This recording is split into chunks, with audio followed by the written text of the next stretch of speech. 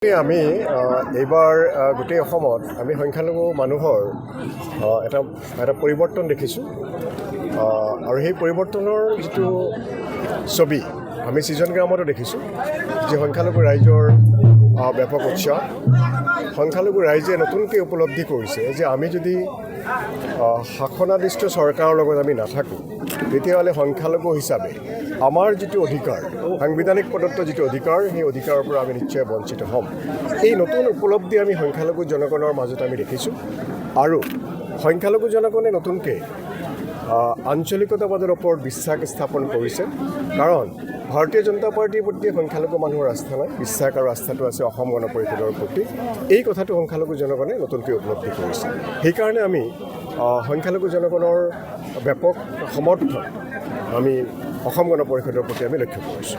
সেইকাৰণেই কৈছোঁ যে মানুহে নতুনকৈ উপলব্ধি কৰিছে যে বিগত দিনৰ যিটো অভিজ্ঞতা সংখ্যালঘু মানুহৰ যে মানুহে কংগ্ৰেছক আস্থা আনিছিলে, UDFক মানুহে বিশ্বাস কৰিছিল যে কংগ্ৰেছৰ বিপৰীতে UDFে সংখ্যালঘু জনগণৰ সমস্যা সমাধান কৰিব, কিন্তু বাস্তৱতে আমি দেখিছোঁ যে বিগত সময়ছোৱাত কংগ্ৰেছ আৰু UDFে সংখ্যালঘু জনগণৰ সমস্যা সমাধান কৰাৰ ক্ষেত্ৰত যি ধৰণে বাস্তৱসন্মত পথ গ্ৰহণ কৰিব লাগিছিল সেই ধৰণৰ কোনো পন্থা গ্ৰহণ নকৰাৰ কাৰণে আজি সংখ্যালঘু জনগণে বিভিন্ন ধৰণৰ সংকটত তেওঁলোকে ভুগিব লগা হৈছে।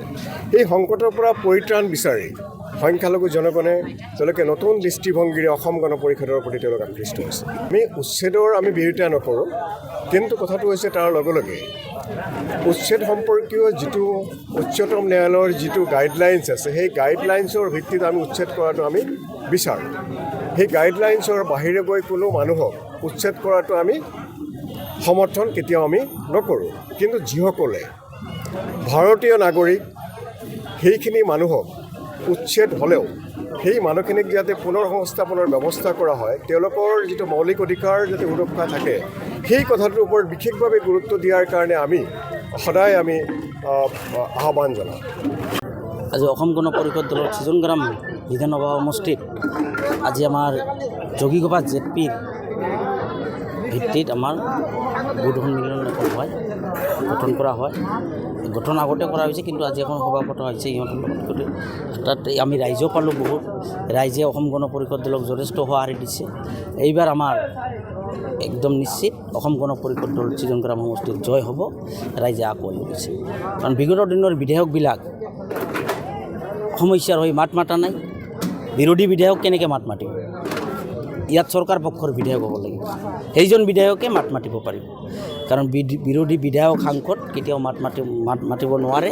আৰু আমাৰ চৰকাৰ পক্ষৰ বিধায়ক হ'লে ছিজন গ্ৰাম সমষ্টিত উন্নয়ন হ'ব।